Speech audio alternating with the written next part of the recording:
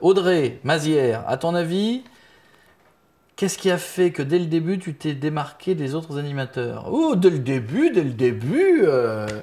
pas tant que ça, parce que quand je suis arrivé à Paris, quand j'avais 20 ans et que j'ai commencé sur une radio qui s'appelait M40, il y avait le directeur de la radio qui était un Espagnol, qui s'appelait Javier Pons, qui est Salou, qui était tellement bon que depuis, bon, bah, il est retourné dans son pays, faire des maquettes de bateaux, je pense, j'espère plus de la radio.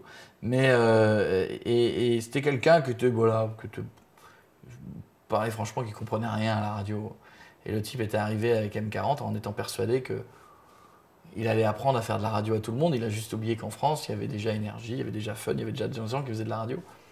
Et quand il est arrivé, ils avaient un concept de radio qui était bien à eux, où il fallait parler tous les disques et il n'y avait que des nouveautés. Autant vous dire que la radio, elle a fermé les portes. Mais, et moi, j'étais sur cette radio et j'essayais, j'en avais marre de faire ce que je faisais. Donc, j'avais fait un jour une belle maquette, un bel essai que j'avais passé des nuits à faire, qui était déjà le début de ce que je voulais faire, qui était de la déconne, du rentre-dedans, des sketchs. Donc, j'avais fait un beau truc. Je l'avais mis sur son bureau et 5 jours après, il m'appelait. Et il me dit, il faut y te parle. Alors, je me suis dit, super, ça y est, la promotion. Et j'arrive dans son bureau, il me dit, tu vois, Sébastien, il m'appelait Sébastien. Et tu vois, quand tu es arrivé, tu n'étais pas très bon. Quand tu es arrivé il y a un an, je dis, ah bon? Ah non, tu étais pas très bon. Mais maintenant, c'est encore pire. Tu es très mauvais. Donc, là, ça a été, là, j'ai pris ça. Après, j'avais une émission 5 minutes après, il fait, moi, il était là, je crois que tu as une émission. J'étais en forme en plus pour la faire. Donc non, lui par exemple me trouvait nul. Hein, ensuite j'ai fait des choses par moi-même et il y a des choses qui ont marché. Il y a heureusement beaucoup plus d'émissions qui ont marché que d'émissions qui n'ont pas marché. Mais par exemple j'ai fait une émission sur Énergie qui s'appelait Le Gros Afternoon, dont personne ne se souvient et c'est pas plus mal, qui a duré 4 mois et qui était nulle. J'étais nul moi, je me sentais pas à l'aise, j'étais pas bien dedans. Donc, et la télé c'est pareil, les débuts de la méthode n'ont pas été... les 6 premières émissions, c'était pas gagné pour tout le monde, hein. Tout le monde disait ça va pas durer, etc.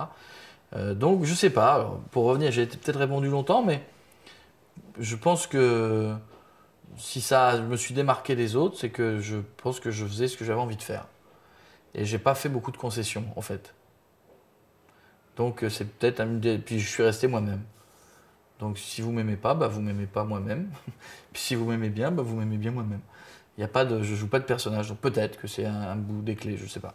Qu'est-ce qui te pousse à aller toujours plus loin, toujours plus fort, comme par exemple ton record du monde du plus grand morning en direct? Oh, c'est qu'à un moment donné, il faut casser les codes. Juste faire de la radio tous les jours dans un studio de 10 mètres carrés, c'est un peu ennuyeux, je trouve. Qu'il faut fixer des choses, il faut sortir, il faut aller à la rencontre du public, il faut faire des émissions en public, il faut faire des défis, même des défis à la con, mais il faut faire des choses, sinon... bah, on a juste l'impression de se lever tous les matins et de faire exactement la même chose tous les jours. Donc c'est pas vraiment ce que j'avais envie de faire. Comment as-tu fait pour tenir ce rythme de fou pendant autant d'années à part sniffer du maroilles? Bah, j'étais très fatigué. C'est-à-dire qu'il n'y a pas de secret. Hein. Je me couchais à 1h, je me levais à 5. Voilà. Et le week-end, j'allais mixer, parce que je mixe de la musique électronique pour ceux qui ne savent pas. Donc le week-end, j'allais mixer, parfois je tournais. Non, c'est un rythme, encore maintenant, hein, il n'est pas très calme, hein, mais je me lève moins tôt. Mais oui, c'est un rythme violent. Mais c'est pas plus violent qu'un chauffeur routier qui quitte sa famille le dimanche soir et qui revient le vendredi soir ou le samedi matin hein, et qui bosse des heures et des heures sur la route, ou un mec qui se lève à 4 heures du matin pour aller monter des voitures dans une usine. J'ai un métier plutôt privilégié. Donc ça me fait marrer des fois quand il y a des gens qui disent non, c'est dur, c'est fatigant. C'est fatigant. Il y a des métiers beaucoup plus fatigants que le nôtre, quand même. Comptes-tu nous réserver encore des conneries ou des surprises? Oui. Oui, en télé, sur Internet bientôt, on vous prépare pas mal de choses. Mais je peux pas trop en parler parce que ça va arriver au fur et à mesure dans les mois qui viennent.